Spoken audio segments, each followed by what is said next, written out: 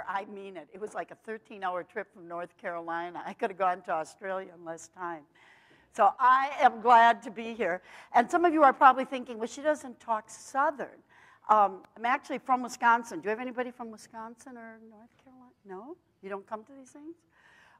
It was kind of interesting. I don't know if any of you live in the South, but they've kind of been infested by the North. I have to tell you, I was speaking when I first moved there about 13 years ago. And I think it was a women's conference.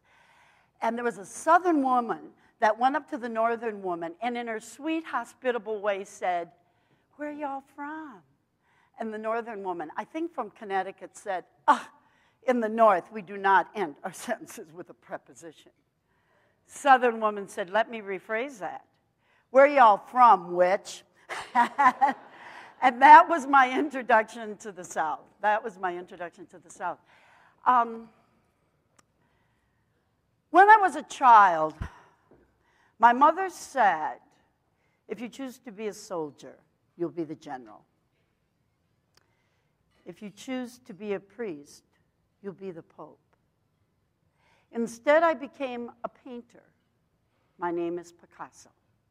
And what I want to share with you today is really how to discover the Picasso in you, but also how to identify it, explore it, discover and develop it in those students that you associate with and that you serve. Because one of the reasons I've written a lot of my books, one is Why Cats Don't Bark. And interestingly enough, it includes some Harvard research that between the ages of around, 3 to 7, 8, 9-ish, we reveal our calling in life. And I'm going to tell you, everyone is here for a reason. You're not on this earth by accident. You have a purpose, a meaning, a mission. For some of you, it may be more global. For some of you, it may be more contained. It might be with just in your home. It may be the student on the bus. But I am telling you, you are not here by accident. Everybody comes with kind of a rubber stamp. Well, interestingly enough, I then wrote a book called Winning, How Winners Think What Champions Do. And what I discovered is that all these people that I interviewed, CEOs, Olympians, artists, Jack Canfield, Chicken for the Soul, people who have climbed higher mountains. And they all seem to have one thing in common, and that was that they had a flash of greatness at an early age. And from that, you can kind of see how my life just evolves. I developed a character building program called I Believe I Can Fly, so that those children who don't spontaneously have that flash of greatness still have the opportunities, equal opportunities in life. Because, in fact, we only use about 7% of our potential, and the more research that they do on it, it seems to be only 5%. Now, I'm going to ask you a question. If I offered you a dime, or actually a nickel, we only use about 5%. If I offered you a nickel or a dollar, what would you take? Of course, I mean, give me a break. But you know what? Think of it this way. If we're only using this much of the dollar, there's not a lot of difference. So when you walk out of here today, I want you to really unleash your power zone, that other 95% of untapped potential. And what I want you to do is take one step further and be a trigger, be a catalyst to ignite it in those that you come in association with. And I'm looking particularly at the students. Now, when we're looking at potential, and I hate to think of the lost potential, I am very concerned about the dropout rate in this country. Are you guys aware of what it is? It's pretty bad. Do you know that in some of our cities, I think it's including Milwaukee, Wisconsin, our nation's capital, it's about 50%. Are you aware of that? We have 2 million jobs in a bad market. Guess what? There is nobody in this country that is trained to fulfill them. 2 million jobs. There is a crisis. So I want to talk a little bit about the crisis. I want to talk a little bit about the challenge. And then I want to talk a little bit about the change. Now, the overall average is more like 25 to nearly 30% dropout rate. And isn't it interesting? We have fewer people graduating than in countries where it is illegal for women to get an education. There is something wrong, and I want you to kind of take it seriously. But we're going to have some fun along the way. So, and I think we can't point fingers at our kids Because who's teaching them? I mean, are you aware of what we just heard about 10 days ago in Atlanta? That over 70% of the teachers had falsified these reports and the grade inflation, so it makes them look good. Whatever happened to integrity? Whatever happened to some of these basic qualities that made us great in the first place? So I think one of the problems is we have, poor leadership. And one of the problems is also power. Now, I will tell you, power doesn't build character, it reveals it. And has there not been an abuse of power? Think of our people in power. Think of some of the politicians. Do you even have to think twice of a few names that come to mind? I mean, was John Edwards really showing good character? Playing around when his wife is dying of cancer? Spending funds on his honey that were supposed to go to the campaign? I think there's a guy nearby, Arnold Schwarzenegger. That's not cool stuff. Clinton kind of showed some disrespect for the Oval Office.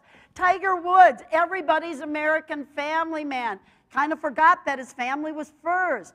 So I think we need to look at what power does. Now, I personally like it. It gives me the opportunity to influence and change and make a difference. But it's the abuse of power. And what happens? Here's one of the problems with power. Power is addictive. And so if we're on the wrong trail or on the wrong track, it truly becomes a problem. And here's where the bigger problem is in terms of bullying. Violence is certainly a form of bullying. Bullying is a form of violence, oftentimes, one way or another. And the fact is that violence gives kids power. And they get addicted to it. And they'll act it out in all different ways. And that's why some of your drivers are having the problems they're having on the buses. It is truly an addiction. And then what do you think is feeding it? It's not that, well, unfortunately, most bullies were first bullied themselves. And guess where they were bullied? You want to guess? By their parents, in the home, by a sister or brother. They were taught it. Look, love is learned, and so is hate. They got it from somewhere. So when we're looking at, the whole thing of addiction, what we have to realize is that it's all about garbage in, garbage out. Why are we surprised? I just did North Carolina and South Carolina this past week. Their student transportation associations. And it's crazy. I mean, I got kicked out of school for chewing gum. Now we're just happy if they don't bring guns to school. And so we do have a whole different challenge. But look at our video games. Just the other week, it was a couple weeks ago, we were defending violence in a video game. Why are we defending that our kids need to have video games that have violence? And see, the judge said, well, cartoons have it. Well, I don't think cartoons should either, and I'm not sure why two wrongs make a right. I don't understand that logic. But when you and I were watching cartoons, and when people are watching videos today, it's different. Because with technology, there is such a vividness, a liveness, such a realness that a lot of kids' brains can't distinguish the difference. And so they kind of forget that they're playing a game, and they grab the next kid on the bus, and the driver's got a problem. So when we look at the whole, system, we have to admit that it has failed. And then what it comes to is somebody's got to take ownership for it. Have you noticed nobody's ever responsible for what happens? It just kind of happens. You ever watch Judge Judy? It was interesting. A woman confessed. It was a soccer player. She had knocked another soccer player, a girl player, a female player, in the eye, and she had a black eye. But then she decided lying was a better way out. Isn't it interesting now that lying has become a form of problem solving? And so she changed her tune and said that she apologized, because Judge Judy said, well, if you didn't do it, why did you apologize? Well, she just happened to have a black eye. It just happened to happen. And I'll tell you, we are all responsible. I want you to look at the person next to you. If you don't like that person, look at somebody else. You have a choice. We always have choices. Look at the person next to you and say, who's responsible?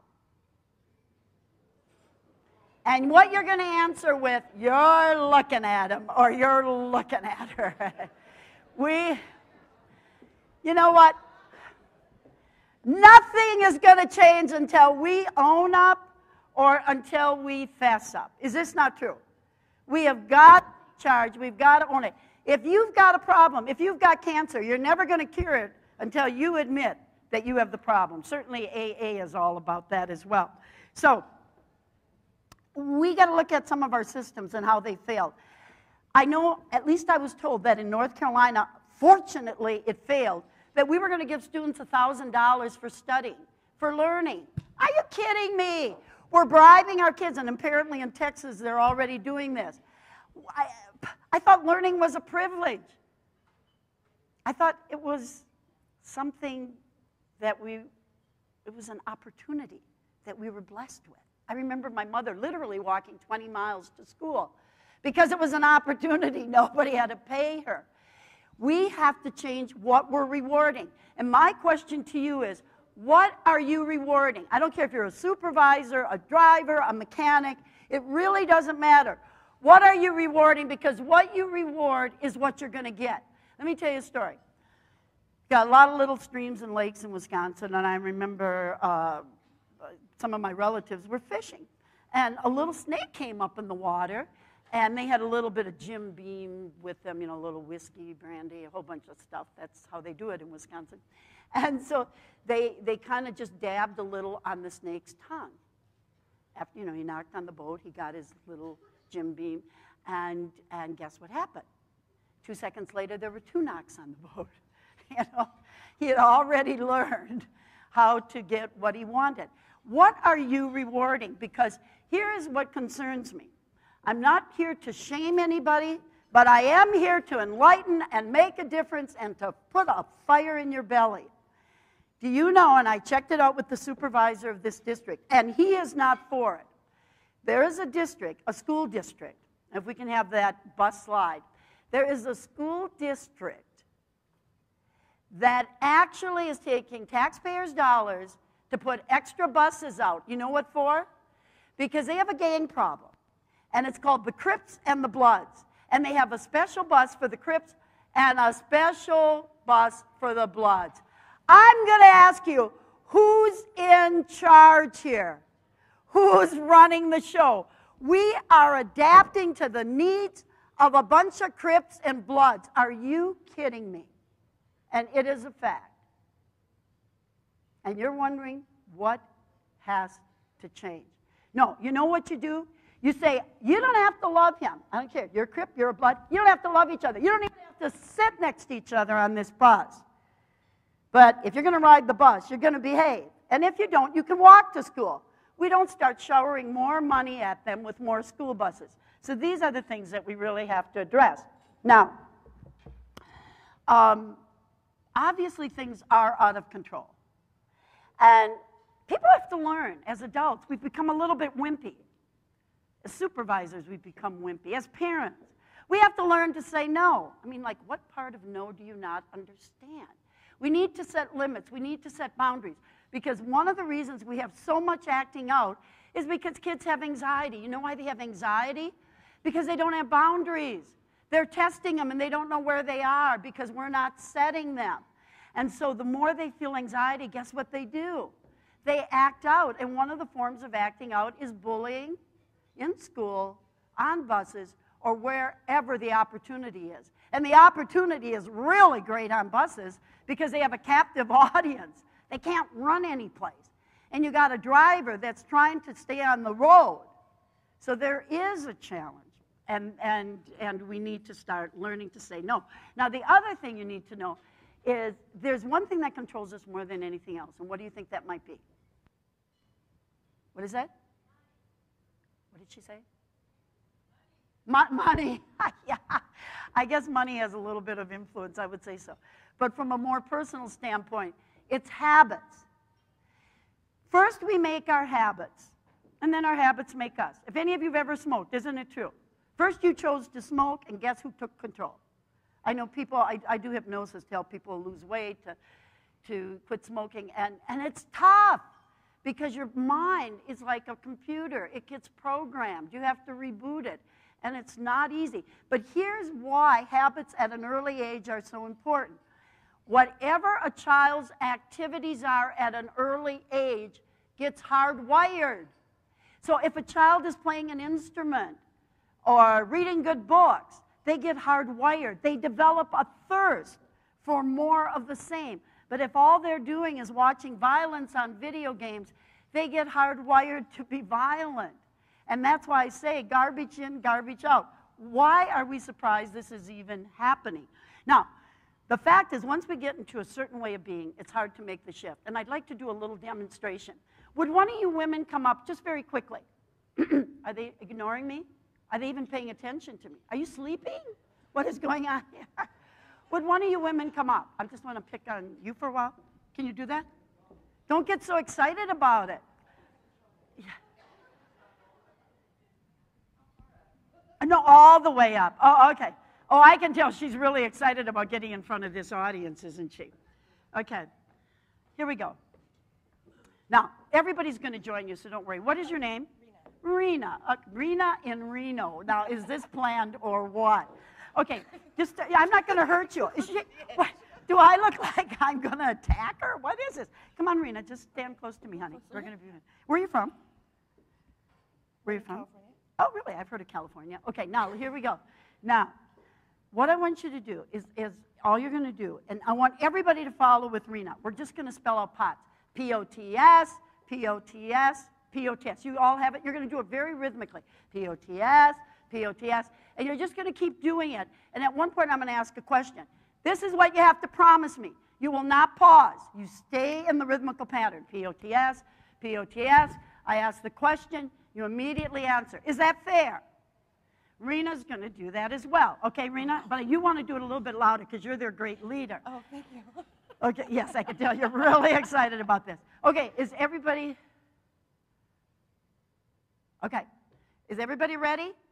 P-O-T-S, P-O-T-S, P-O-T-S, P-O-T-S, P-O-T-S, P-O-T-S, P-O-T-S, P-O-T-S. What do you do at a green light? P-O-T-S, stop. Stop. She stops at a green light. Now, I don't know about you, but I want to be out of this parking lot before this broad gets in her car because she stops at a green light. How many of you said stop as well? Now, be honest. If you didn't pause, you probably did. Why do you stop at a green light? Why would you do that? Okay, one is the rhythmical pattern. It's kind of what happens with habits. Once we make our habits, they go to a deeper level of the brain, and it becomes kind of an unconscious knee-jerk reaction. The other reason is because P-O-T-S backwards spells. Okay, and what you have to realize is that the subconscious mind only gets the general message. It does not decipher the do's from the do-nots. It only gets the general message, whether it's P-O-T-S or stop. That is why worry is a wish you don't want. Fear is negative goal setting. And some of you might be setting the wrong goals. So your general train of thought is what's going to program your mind. P-O-T-S, doesn't matter if it's upside down or backwards. That is how your mind gets programmed. And that's why people that are trying to lose weight, and they keep thinking, I'm not going to eat donuts, I'm not going to eat donuts. Guess what the mind gets? Donuts, donuts, donuts. And so you eat them. So, you know, and I find it interesting that people wouldn't think of eating rancid food. And yet they savor rancid thoughts day after day after day. Would you all give Rena a hand? Thank you, Rena. I love it when they mess up because it makes me look good. So what it is, you know, when we're talking about habits and starting them at a young age, let me just, those who can do things, they'll do them. Those who can't, the only alternative is to bully. And so we feel limited choices. Now, here is what happens. The prefrontal lobe in a child's mind is not developed until they're about 25. The fact of the matter is that we are giving them weapons before they have wisdom. They can drive a car. The number one cause of death in kids is automobile accidents. Guess what's number 2? Homicide. Number 3, suicide. Their brains don't understand consequences.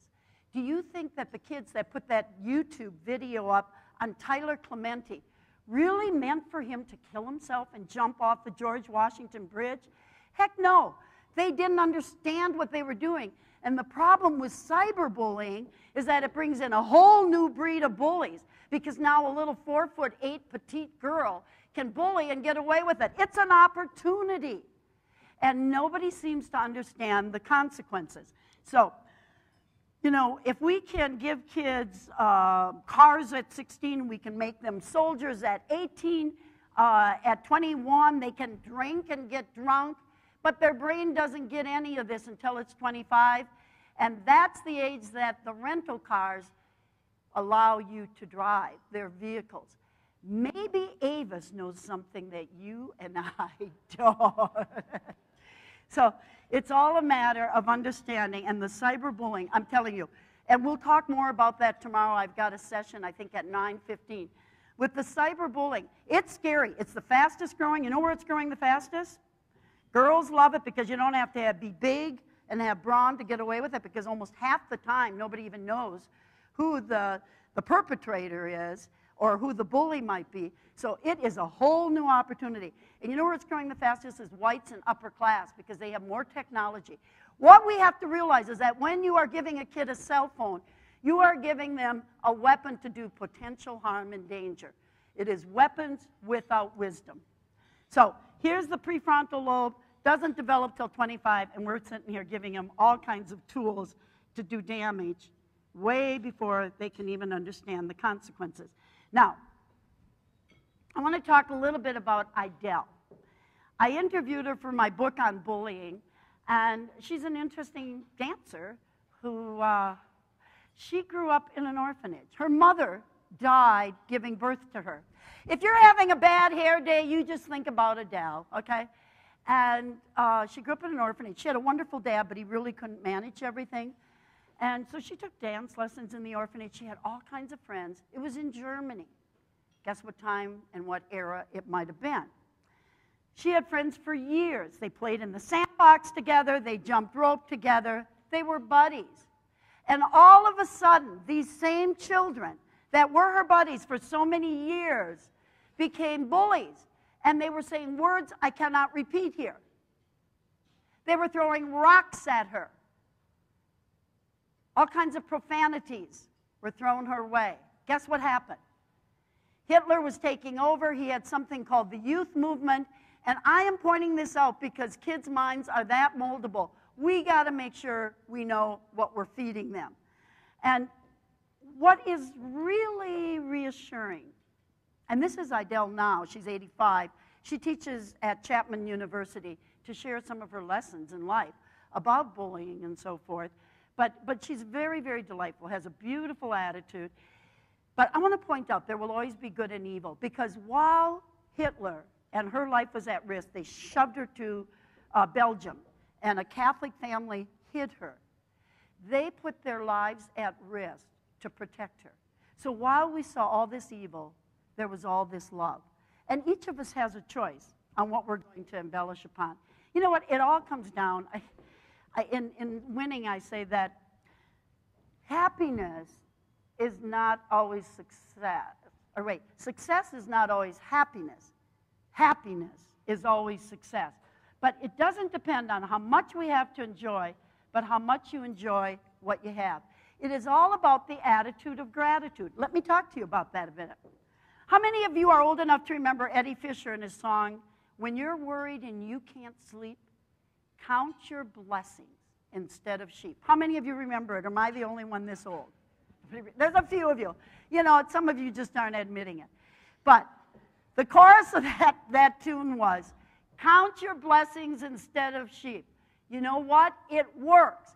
It's the attitude of gratitude. When you focus on the little things that you have, it is like feeding a seed. It grows and it multiplies. It flourishes. You are nourishing it. It is putting like light and water on a plant. So what you focus on is what you're going to get. Because you all have cell phones.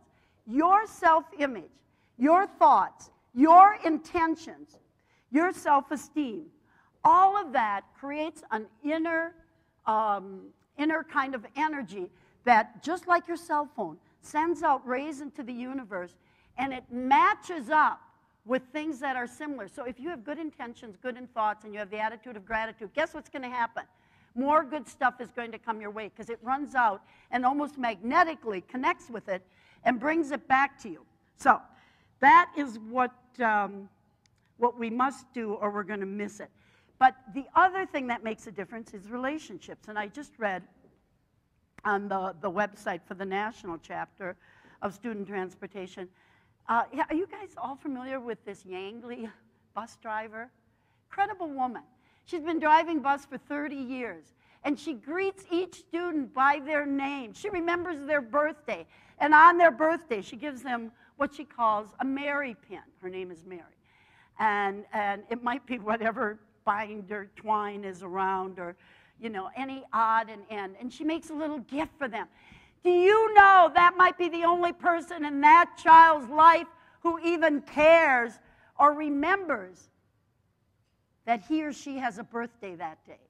It really comes down to relationships, and that woman knows how to connect. We're going to talk more about connection tomorrow. And you know what? Sometimes we have a better relationship with the pets and the animals than we do with our spouses and our partners. How many of you agree with that? Is this not true? I mean, look at that rapport. I mean, that is love at first sight. How many of you have puppy dogs? You got puppy dogs. Okay. You know what? I used to have a dog. This is a long time ago when the kids were growing up. His name was Puka, a little black mutt, kind of a poodle. And I remember when I would come home, my kids would complain and say, you know what, Mom, you give more attention to the dog than you do to us kids. And I said, you know what? When you treat me the way the dog does, I'll treat you the way.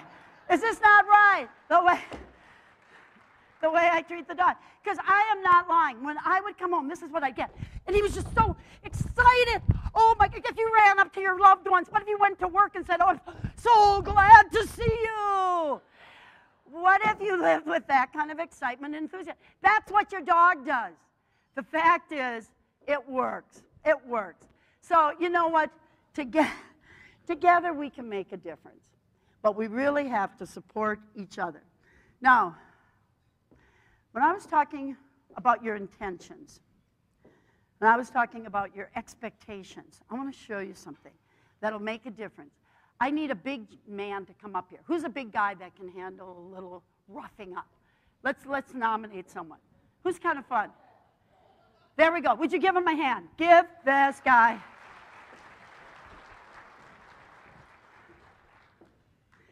Okie dokie. Now, I want to show you how your thoughts not only affect your psychology and your performance, but I can even affect another person's. My bachelor's degree happens to be in occupational therapy. Have any of you ever heard of muscle testing? If you know somebody that's had a stroke, they do muscle testing. So if you want to, everybody's afraid of me. What is this? Okay, and what is your name, sir? Bill. Bill, that is correct. Now, it's great for starters, right? If you want to put this arm up, just put it straight out, and I'm just going to do a general test. You're going to push up, I'm going to push down. I'm in the same spot. I'm on his watch. You push up, I push down. As hard as you can.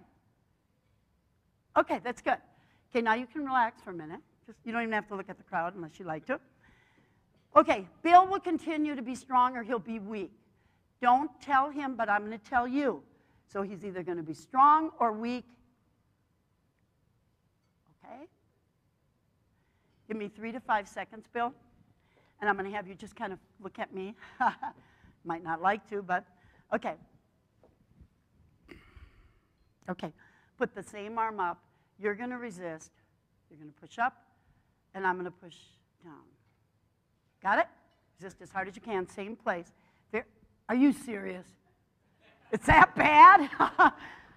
Are you pushing as hard as you can? Try again. Do it again. No, usually it comes down, but not quite that easily. Okay, as hard as you can. Push up. Very good. Okay, this guy's got no tone.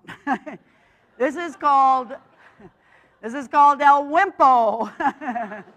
Now, Bill looks like a nice guy. That's exactly what the problem is. If somebody's a brick, kind of like a sociopath, you know, where they are kind of heartless, I really don't do as well. If people are very sensitive, they just take in all my vibes, so to speak, and this will happen. But he has absolutely no tone. Now, what I don't want you guys to do is abuse this someplace, okay? Let's just keep this in perspective. Okay, now, what I'm going to do is, does that say 30? I thought so. What does he expect after 60? Your eyes, where are my glasses? Okay, so Bill, the interesting thing is we're going to either leave you that way or we'll bring you back, whichever. I'm going to tell the group. Got it, group? Ready? Okay, Bill, put your arm up again. Resist as hard as you can. Give me 3 to 5 seconds. Very good. Resist as hard as you can. Oh my gosh. He is honestly stronger the third time than the very first, which is actually fairly typical. What do you think happened? I just simply changed my mind. You know what I did? And I don't want you guys to abuse this. Don't you ever do anything at home with this, okay? Divorce them, but don't do this, okay? What happened to Bill is I just, you know what, the first time when I brought him down, I just saw his arm like a rubber band. I saw it going down, and it did. You know what I did the last time when he was actually stronger than the very first time? I saw him like Hulk, and he honestly was stronger the very third time. Why am I doing this? One, it's kind of fun. And I've done this all different ways with words like saying, you know, nobody loves you, everybody hates you, their arm goes down, give them a standing ovation, their arm goes up. I put a pack of cigarettes in their hands, arm goes down, you put an apple in their hand. It's a wisdom of the body. But you know what it also tells you? Is that if my thoughts can affect another person's psychology and performance, what do you think your thoughts might be doing to your joy, your happiness, and your success? Would you give Bill a hand? Thank you. Thank you, Bill. So, 2 things. It's not only image. I want to say just a couple more things about goals. How many of you do goal setting? How many of you believe in it? If you believe in it, why do you have the same goals every New Year's Eve? Those are recycled goals. How many people every New Year's Eve want to lose weight? How many have done it for years? What's wrong with this picture? What I'm going to tell you is goal setting is not enough. It is not enough. 2 things. One, sometimes we have the wrong goals. I remember a woman that said she had a goal that she wanted to make enough money, just enough money to pay the bills and be comfortable. And guess what? She was comfortable and paid the bills. But she never went a step further, okay? Sometimes we limit ourselves unknowingly. Okay, here's another thing. Our goals are thoughts that we write down, and it is important to write them down. They have more power if you write them down than you just think about them. But our thoughts are the seeds of the realities we create. It has to go a step further because our body is a pull toy to the mind, and we have to speak the language of the body, which is like a small child. It likes picture storybooks. I mean, have you ever seen your 5-year-old say, oh, this Webster dictionary is so cool? You know, they like picture storybooks. People don't build a house without a blueprint. Why in the world would you live your life without a blueprint? So what you have to do is you have to put your goals into visual images. It's all about having a vision, mental imagery, visualization, what the mind sees, the body believes. There are several steps to it. I don't have time to go through it now, but talk to me later. And it's in all, probably every one of my books. But it really gives you a prescription for success. It gives you a blueprint for success. But know that you have to see it. What the mind sees, the body believes. You have to attach a vision to your power. Let me give you an example. One of the guys I have in the bullying book, his name is James Johnson, lives in Raleigh, North Carolina, used to be a New York City cop. He's now a minister and does a lot to help youth and community development. Interestingly enough, he grew up in New York City, is that Brooklyn? Brownstone community, I think it is. It's a pretty rough neighborhood. And he told me that these guys, he and all his friends, would sit on the corner on a hot summer day. You know, nobody there had anything. And they would watch a pretty car go by once in a while, somebody get lost and be in the neighborhood. And they would see these cars going by, and they'd say,